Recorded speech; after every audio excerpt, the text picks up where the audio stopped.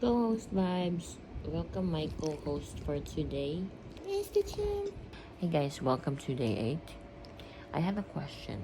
Have you ever tried speaking for minutes, trying to record something, and you've already said a lot of stuff? And then when you tried to pause to take a breath, you realized you actually didn't press record. That was me. Well, that could be a good thing because now let's just get to the meat of the subject. So, what I'm going to share with you today is going to be one of the most important insights that I will drop in this whole series. Okay? Please take note, I said one of the, so expect more of these. If you want to master the art of detachment, one of the things that you need to learn is to stop wanting or needing things from people.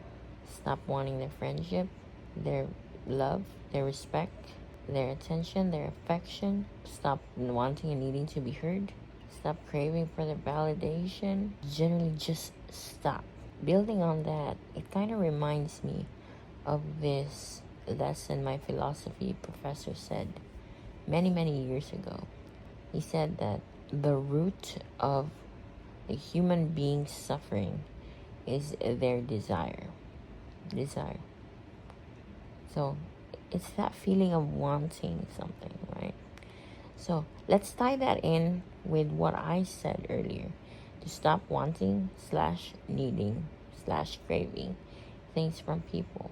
See, I first learned that lesson at the time when I decided I needed to take a step back from everybody. I didn't do it so that they would miss me or so that they would look for me. I did it because I felt like I was pouring onto others so much, so generously, that when I needed some for myself, nothing, the logical thing to do for me was just take a step back. And honestly, a part of me probably also wanted people to notice that I was gone, so they would check on me. But I gained a very important information when I did all that. And that information is all the friendships and connections that I've ever made only existed because of my effort. Because I was always the one reaching out. I was always the one checking on people. I was always the first one to notice when somebody was going through something. And I was always the first one to ask what's going on. I was always the first one willing to lend a listening ear. But it was when it was my turn, nobody showed up. Now, it's easy to just validate or remedy what I'm saying, but why did you have to take a step back? Why didn't you just tell them that you needed help? At that time, if we go back to my mindset from 6 years ago, I was subscribed to the program wherein I believed asking people for help is me being a burden to them.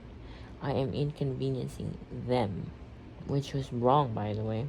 And that was a very humbling experience for me. I did not teach myself to stop wanting things from people because I was bitter.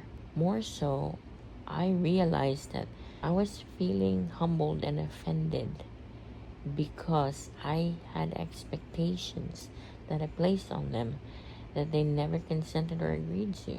Here's another thing. In friendships, we actually set the tone for how the friendship dynamic is going to be all throughout your connection together, and you teach them how to treat you. So in the very beginning, during my low self-esteem phase, my insecure, desperate phase, when I made friends with these people, I signed a non-verbal contract, maybe an energetic contract with them that, yes, this friendship is one-sided. All the effort is just gonna come from me. You don't have to do anything, and this is how you're going to treat me, okay? You do not reciprocate, it's fine.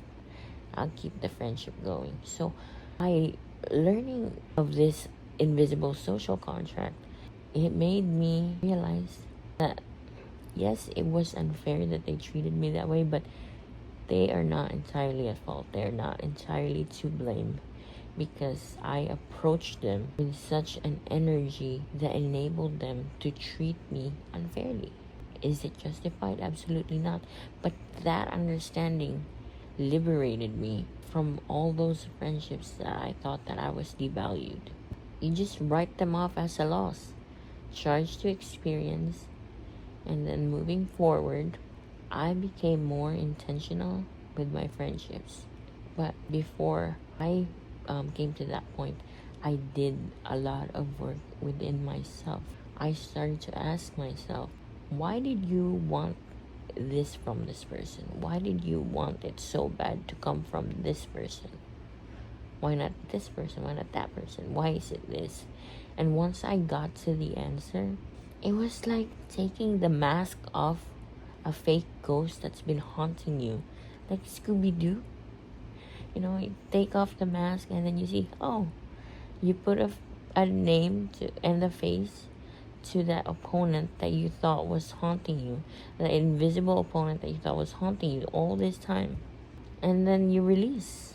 So now I generally don't want anything from people, also because I am a self-sustaining ecosystem. Spending that much time alone with myself, I started to pour all the energy that I gave so freely to other people back into me. And in doing so, I became a self-sustaining ecosystem. So it's not to say that I don't have friends. I do. But these type of people that you meet after you set boundaries, you set the standards for yourself, and then you strictly adhere to them. I mean, you have standards, and then if something comes your way that seems or presents itself remotely close to your standards but not quite, no, you just say no to it. Keep saying no until you meet the people that are not only willing to respect your boundaries, reciprocate your friendship, meet you where you're at mentally, emotionally, spiritually, all the least that you can think of.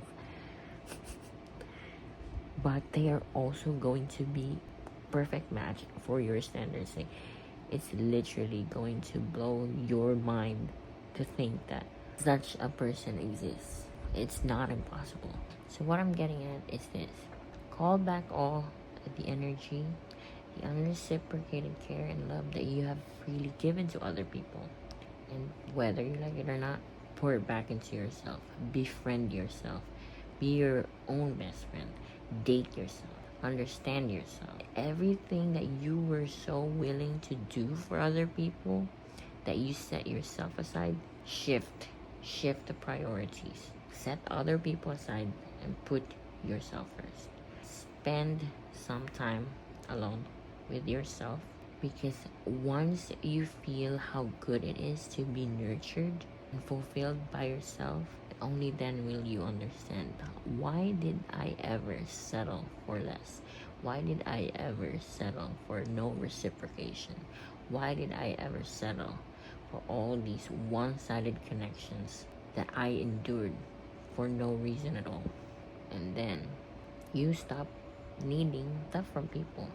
At that point, you will know that the connections that you will be building from that point will not be from desperation, will not be from insecurity, will not be from a wound wanting to be filled with a distraction or a temporary fix via other people.